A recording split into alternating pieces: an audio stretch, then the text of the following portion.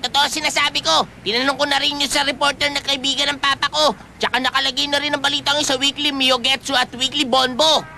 Kung ganun, talaga merong boyfriend si Tsubasa. Sino raw? Sige na, sabihin mo na sa amin. Pero hindi nila alam kung sino. Ah, ganun ba? Pero alam nyo, kahit sikat na si Tsubasa at sa dami ng ginagawa niya, paminsan-minsan nakikita raw siyang umalis gamit ang sasakyan niya.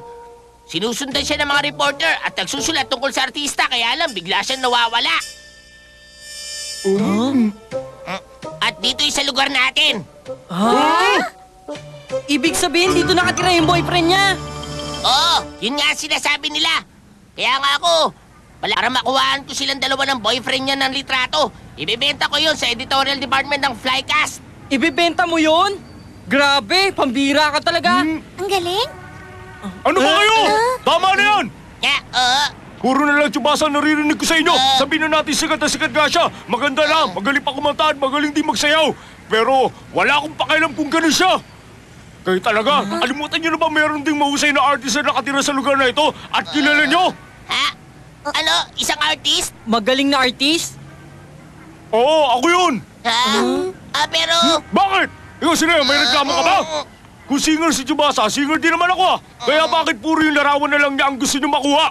Samantalong yung picture ko, hindi niyo pinapansin, hindi niyo malang naisip na ibenta sa Flycast. Pero, damulag yung mga larawan niya nasa Flycast. Yun yung kuha ng mga kilalang tao na ayaw nilang ipakita sa iba. Oo, tama. Basta! Wala akong pakialam, basta gusto kong sumikat. Oy, Damulag! Alam mo, ang totoo kasi niyan, meron ako tinatago rito na ganung picture. Oh, talaga? Oo! May tinatago ka palang ganong klase larawan.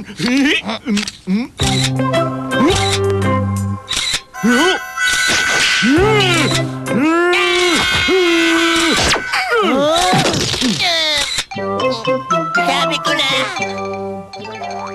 Doraemon, totoo kaya yung chismis tungkol kay Tsubasa? Yung pumupunta rito sa atin! Sana makita ko siya. Ito ang kailangan natin, ang particular person radar! Ano? Particular person radar? Ang radar na to maghahanap sa taong gusto natin makita. Itatapat natin ang mukha ni Tsubasa para hanapin niya. Ah? Ngayon, si Tsubasa lang ang hahanapin ng radar na yan. Masasagap siya niyan kahit na 1 kilometro ang layo niya rito. Kaya makikita na natin sa monitor kung saan ang kinalalagyan niya ngayon. Ayos! Kahit nasa bahay tayo, malalaman natin kung nasan siya. Oo, pumunta na tayo sa kwarto mo para maihanda na natin yung monitor. Oo!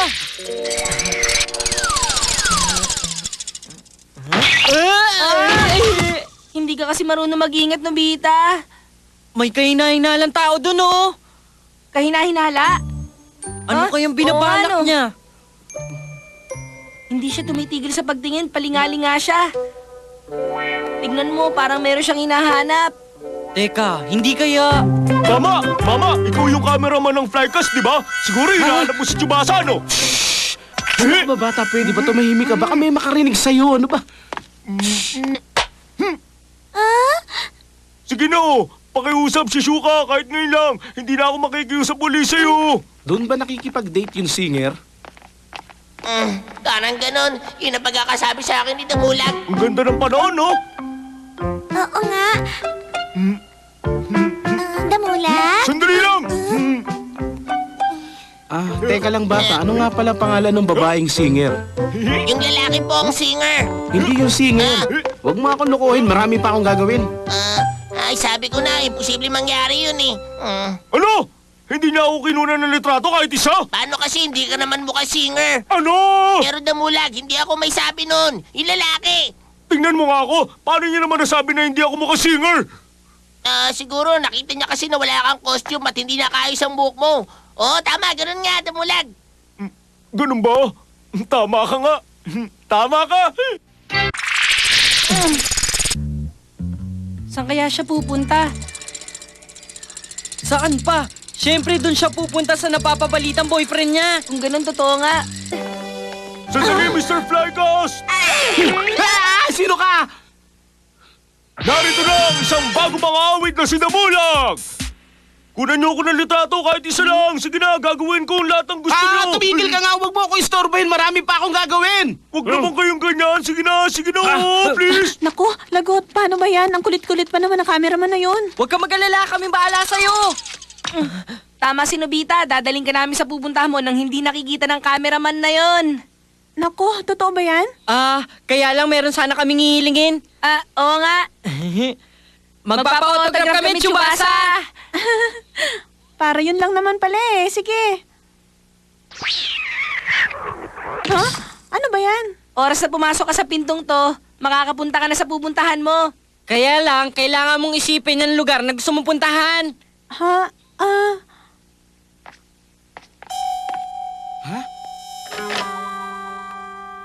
Ha? Oo nga, no? Dali, pasok na! Bakit biglang nawala? Nasaan na yun? Tsubasa! Tsubasa! Nasaan ka? Oy! Hoy, Mr. Nasaan ka? Blanca! Ay, naku! Hintay! Sandali lang!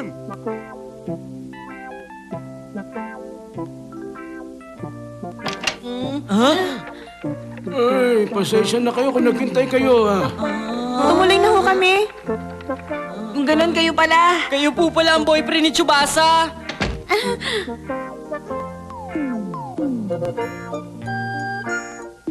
Siya ang naging teacher ko nung nasa elementary pa ako at siya rin ang nag-aalaga nun sa akin simula nung bata pa ako. Kaya naman hanggang ngayon, sa kanya pa rin ako nagtatanong ng mga kahit ano. Ay, nako, alam ba ninyo na kahit na maraming ginagawa si Tsubasa, pinupuntahan pa rin niya ako dito sa bahay, kaya natutuwa ako. Hindi mo naman pala kailangan itago ang tungkol dito eh. Hindi ko naman talaga gustong itago eh. Ang kaso lang, pag nalaman ng iba na madalas ako rito, kung sino-sino na lang ang pupunta dito. Tama, ang kapakanan ko pa rin ang iniisip ni Tsubasa.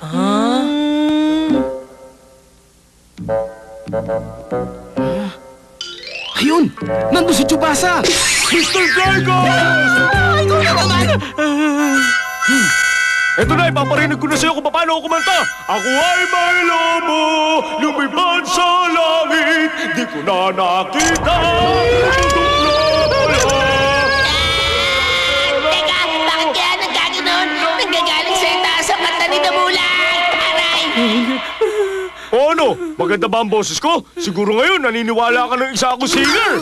Oh, Paalam. Sige, good luck na lang sa trabaho mo. Susuportahan ka namin lagi, Tsubasa. Oo nga pala, mag-iingat ka sa flycast.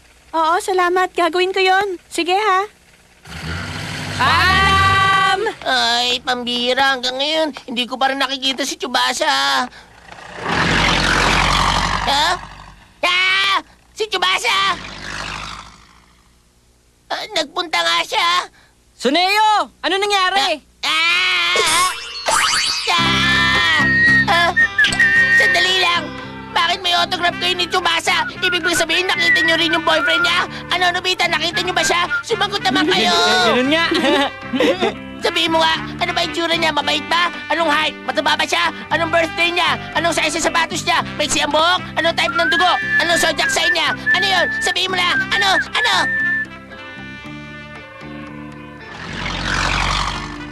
pambira, bakit ganun? Bakit kahit isa sa kanila, wala man lang nakakita ng husay ko sa pagkanta? Hindi bale. Sigurado. Balang araw, sisigan din ako. Ano? Nakahuli ka ng malaki? Gaano kalaki? Ha? Ano? 46 centimeters na isida?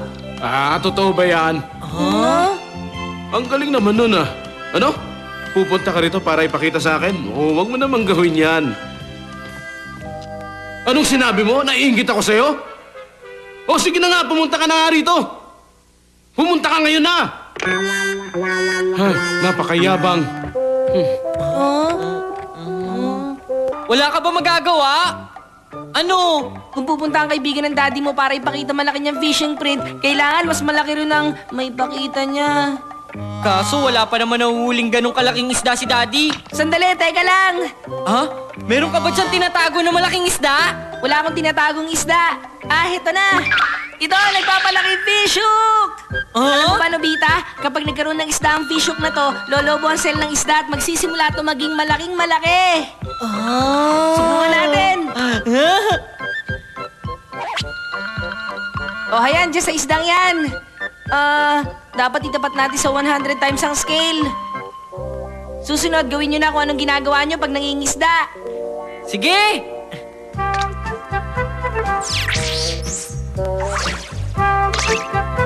Nahuli na! Ayan, lumalaki na yung isda! Naku po!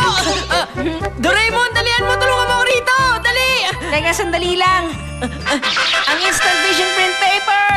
Ito pa ang isa nating kailangan. Sa pamamagitan yan, makukuha natin agad ang print.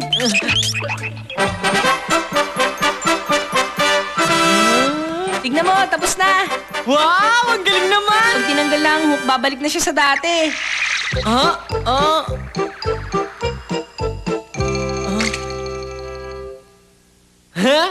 May pagmamalaki na rin ng daddy ko! Pero Nobita, ang kaso nga lang, napalaki nga natin ng goldfish. Pero wala namang ganyang kalaking goldfish, hindi ba? Oo nga pala, no? Alam ko na! Teka, ano bang gagawin nyo? Bakit kailangan nyo na isda? Basta kailangan po namin! Ibabalik namin agad. Ba't ganito? Ulam natin na isdang yan mamayang gabi. Huwag nyong paglaruan, ha? Paano yan? Hindi natin pwedeng palakihin. Tao pa! Dito na ako! Eto na ako! Talagang pumunta ka, ha? Pumasok ka. Anong gagawin natin, Doraemon? Ganito na lang ang gawin natin. Teka, ano ba yun? Pasensya na, hihiram kami sandali ng isda. Hindi pwedeng basta na lang kayo kukuha! Tumahimik ka nga! Wala na kaming oras, nagmamadali na kami. Ang laki, di ba? Naniniwala ka na? Ikaw lang eh. Ang galing naman. Talagang napakalaki ng isdang ito, ah. Ikaw, kumusta? Meron ka na bang nahuling ganyang kalaking isda? Ha? Ako? Kasi, Kwan, nitong nakaraang araw, medyo naging abala ko. Ano ka ba? Sabihin mo, hindi ka talaga marunong manghuli kaya wala kang mahuli. Aminin mo na. Ano yon? Sinasabi mo bang hindi ako marunong? Oh, sandali lang. Relax ka lang. Daddy, nakalimutan nyo na ba yung nahuli nyo na nakaraan? Ha?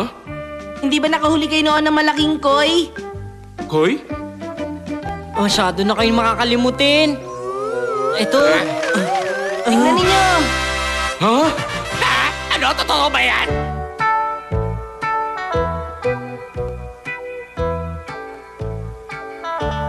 Ang laki-laki naman yan.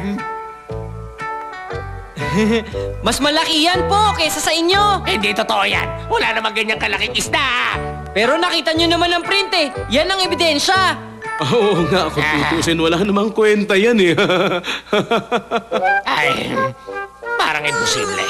Mabuti pa, maglaban tayo.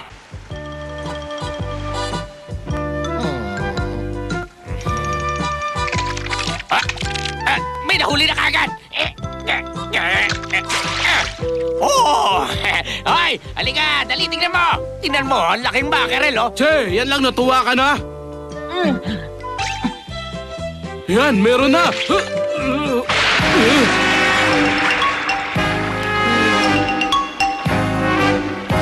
Ay naku, nasa 1,000 pala magnification nun. Pagkatapos nakita ko, ang laki, ganun kalaki! Ha? Ibig mo sabihin, 10 metrong haba ng isda? Ang laki talaga ng isdang yun. Pambihira ka, walang ganong kalaking isda. Hindi ako naniniwala kasi imposible sinasabi mo. Maniwala ka, totoo. Alam mo, dapat may mahuli ka kahit isa para naman hindi ka matalo. Babayu! Kung ayaw mong maniwala, bahala ka. Basta ako itutuloy ko pamimingwit. Ha? Daddy, pasensya na po kayo kanina. Sandali, kung ganun yung malaking isda na nakita ko kanina, kayo may gawa nun? Di bale, sa susunod maayos na. Bababaan namin ang magnification. Magnification? Opo, pagkatapos pag tinanggal nyo ang hook, lilit ang isda. Kaya mag-iingat kayo. Sige po. Ay, Ayos na, Doraemon. Hindi pa, Nobita. Umiikot kasi itong dial, meron kasing tubig. Ano? Doraemon, ayusin mo na yan. Oo, akong bahala rito. Ang kaso nga lang, itong ginagawa ko parang merong konting problema eh.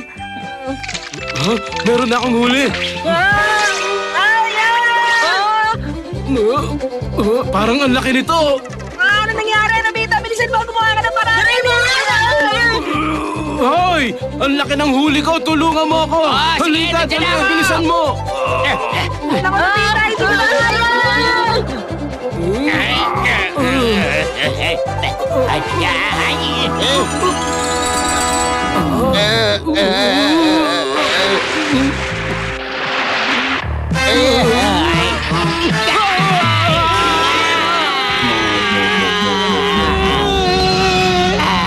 malaking sea turtle na! Bakit nasabi nilang isa akong sea turtle? Kasi, mukha ka kasing sea turtle eh. Ikaw talaga, Nobita.